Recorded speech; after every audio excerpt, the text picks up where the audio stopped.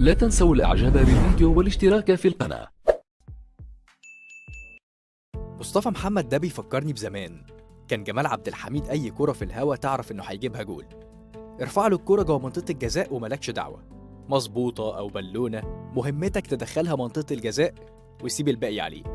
ابويا هو اللي حببني في الكورة وطلعت زملكاوي عشانه وعشان جمال عبد الحميد.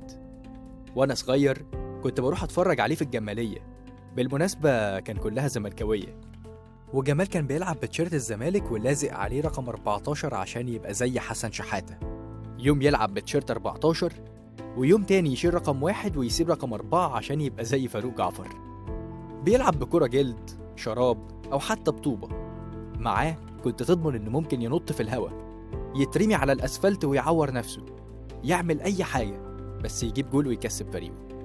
وفي يوم جاله واحد عرض عليه يلعب في الأهلي بعد 18 سنة بيلعب في الشارع من غير جزمة. يوم ما جات له الفرصة كانت في فريق غير اللي بيشجعه. سأله هتلعب للأهلي؟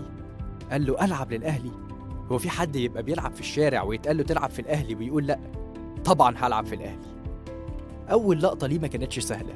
الخطيب اتصاب وكان هو البديل، وطبعا الجماهير صفرت على الشاب اللي ما يعرفوهوش ده ونازل مكان أسطورتهم. نزل جاب جول الأهلي في السكة الحديد.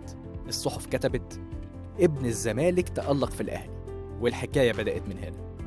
لسنين لعب مع الأهلي وحقق كل البطولات، لكن النهاية ما كانتش جميلة زي البداية. رغم إنه كسب دوري أبطال إفريقيا معاهم، لكن التحام في التدريب مع إكرامي، رجله اتكسرت، إصابة خلته يبعد عن الكورة أكتر من سنة. بعد عن كل حاجة واختفى، حتى الأهلي سابه وما أيدهوش.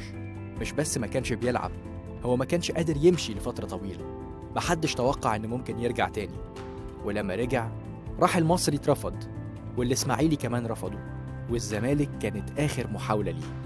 حمامة لاعب الزمالك كان صديقه، قال له ما تيجي تختبر عندنا، وقال يجرب.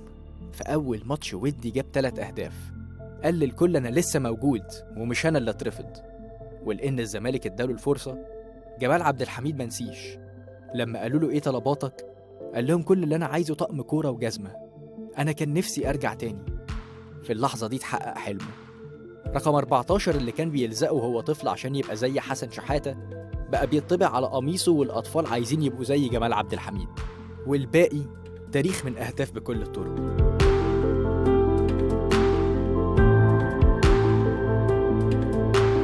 كل اللي افتكر إن جمال عبد الحميد انتهى شافه هداف دوري أبطال إفريقيا، بيشيل كأس إفريقيا 3 مرات مع الزمالك، بيرقص فرانك ريكارد رايح جاي 3 مرات، كابتن مصر في كأس العالم. سنة 86 الزمالك خد دوري أبطال إفريقيا وكان هو هداف البطولة. ولحد دلوقتي لسه عندي عدد من مجلة فرنسية عملت معاه حوار، والعنوان كان شكرا يا جمال على أهدافك. رقم 14 دايما ليه معنى تاني في الزمالك. جمال عبد الحميد استلمه من حسن شحاتة وسلمه لحازم إمام علشان يفضل هو الرقم التاريخي لنادي الزمالك. شكرا يا جمال على رحلتك، وعلى إنك بقيت رمز في ضربات الراس لكل موهبة شابة، لكل واحد نفسه يعمل زيك، يقف في الهوا كل ماتش لحد ما توصله الكورة ويحطها في الجول. لا تنسوا الاعجاب بالفيديو والاشتراك في القناة.